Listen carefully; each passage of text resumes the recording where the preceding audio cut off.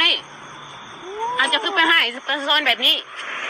เจ้าน่ะเจ้าบ่มีสิทธิ์เอาโทรศัพท์ข่อยบ่เอากระยาเจ้ารถเจ้านี่ไว้นะรถข่อยเป็นยังมันมีครบหมดเอกสารนี่ก็มีหมดใบขับขี่ก็มีเจ้าก็เขียนใบสั่งแล้วสร้างแล้วเจ้าเฮ็ดหยังคอยถามบ่เดี๋ยวนี้หันจะเป็นยังจะเอารถข่อยจะเป็นยังคือมากักรถข่อยอีกฮะสร้างแล้วเจ้าบ่ดียังข่อยเฮ็ดยังบ่ดีเจ้าหั่นแหละตำรวจยังเว้านำประชาชนทำบ่ดีๆจักดีเลยเอายาเด้อเอายาตำรวจแบบไรว่าไปเอารถไปยึดรถพระเจ้านี่ไปยึดรถประชาชนนี่เขียนใบสั่งมาแล้วกันยังนั้นยึดรถเขานี่ค้ามาดิคะ